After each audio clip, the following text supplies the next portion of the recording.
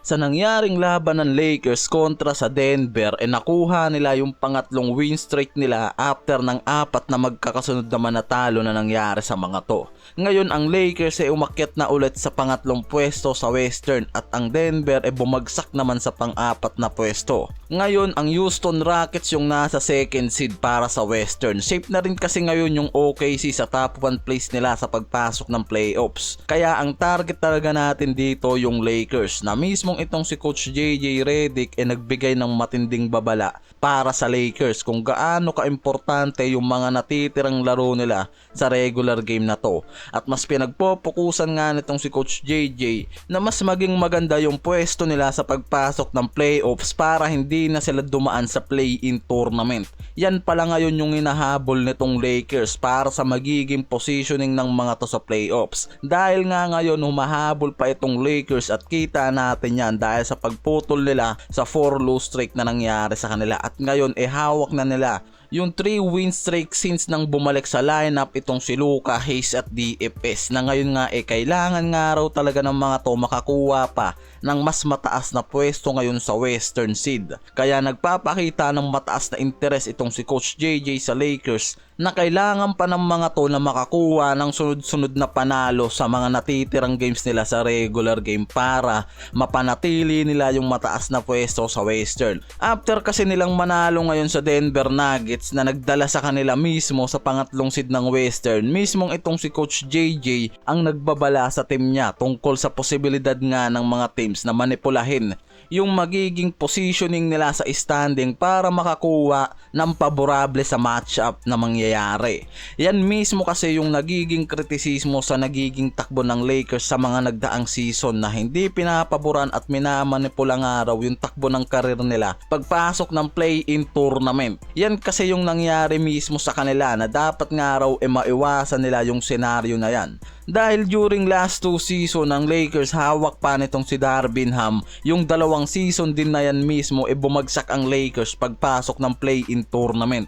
Alam nyo naman yung nangyari dyan mga pare ko, di na natin para balikan pa dahil talaga nga naman na hindi nga raw maganda yung nangyari sa Lakers sa play-in tournament na yan. Yan din mismo yung dahilan nitong si Coach JJ kung bakit gusto nito na mas magpaganda ng pwesto ngayon sa Western bago ang playoffs na mangyayari para ma-secure na nila yung magandang positioning sa playoffs na to nang hindi na nila kakailanganin pa sumampa sa play-in tournament dahil talagang nagiging dehado sila sa bagay na yan. Ang Lakers ngayon may record na 43 wins at 25 lose na naglagay sa kanila mismo ngayon sa 3rd seed. Kung hindi nila ma-maintain yung panalo nga, pwede pa sila nga dyan maagawan ng pwesto ng mga top 3 to top 5 teams. Ang LA Clippers na 4 winning games lang ang lamang ng Lakers, pwede nga raw nila yung makaharap pagpasok ng play-in kung hindi nila masisecure yung maganda nilang spot. Yan yung pwedeng maging senaryo ngayon dito sa Lakers kung sasampa pa sila dito sa play-in tournament.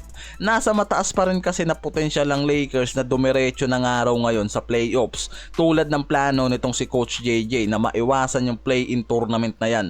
Dahil ngayon nagpapatuloy na rin yung maganda nilang run at hawak na ulit nila yung 3 straight victory at ngayon nasa 3rd seed na sila. Ilang panalo lang yung lamang ng Houston Rockets dito sa Lakers. Wag nga lang daw talagang aabutin pa ng problema pagdating sa mga role player itong Lakers lalo na sa mga injury na pwedeng ang mangyari sa mga to. Yan yung iniiwasan na lang nitong si Coach JJ Redick sa mga player niya para ma-maintain nila yung magandang pwesto sa Western Conference dahil inaasahan na rin talaga na mas magiging mahigpit yung positioning sa Western mula sa top 7 teams lalo na't hindi nga raw nagkakalayo yung mga to pagdating sa win-loss records. Ang pagkakaiba lang naman kasi sa pagitan ng pangalawang seed hanggang panglimang pwesto, ang Houston Rockets, Lakers, Denver Nuggets at Memphis Grizzlies ay 2 laro lang yung pagitan ng mga yan na ibig sabihin kahit ang isang talo o panalo sa mga susunod na laro ng mga to